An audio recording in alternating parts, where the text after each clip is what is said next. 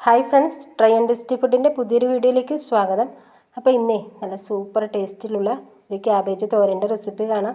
അപ്പോൾ ഒരു തോരൻ വെക്കുന്നതിന് വേണ്ടിയിട്ട് ഞാനൊരു വലിയ ക്യാബേജ് എടുത്തിട്ടുണ്ട്. ഒരു 4 വലിയ ക്യാരറ്റും ഒരു ക്യാബേജും ക്യാരറ്റും കൂടി 1.5 കിലോ ഉണ്ട്.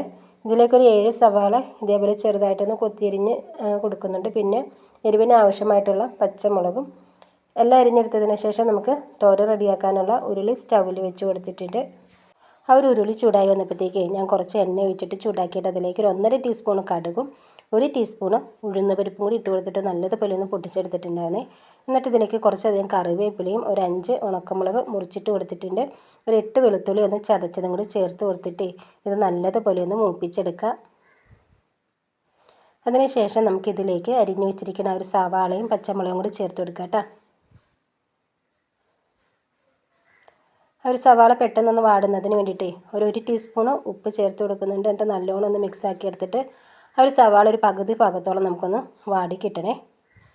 ഇനി ഞാൻ ഇതിലേക്ക് ഒരു 1/2 ടീസ്പൂൺ മഞ്ഞൾപ്പൊടിയും കൂടി ചേർത്ത് കൊടുത്തിട്ട് ഒന്ന് മൂപ്പിച്ചെടുത്തിട്ടുണ്ട്. എന്നിട്ട് നമുക്കിതിലേക്ക് അരിഞ്ഞു വെച്ചിരിക്കുന്ന ആ ഒരു ക്യാബേജും ക്യാരറ്റും കൂടി ചേർത്ത് കൊടുക്കുക. നല്ലോണം ഒന്ന് മിക്സ് ആക്കി എടുക്കുക.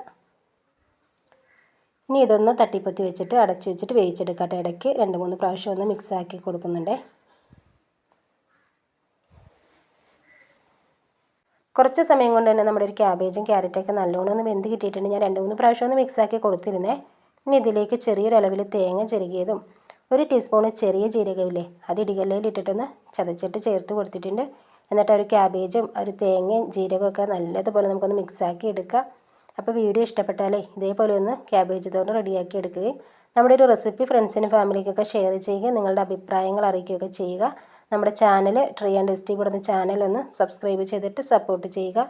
സിമ്പിളും വളരെ ടേസ്റ്റിലും റെഡിയാക്കി എടുക്കാൻ പറ്റിയിട്ടുള്ളൊരു ക്യാബേജ് തോരൻ്റെ വീഡിയോ നിങ്ങൾക്ക് ഇഷ്ടപ്പെട്ടു എന്ന് വിശ്വാസത്തിലേ ഇനി നമുക്ക് പുതിയൊരു വീഡിയോയിൽ കാണാം.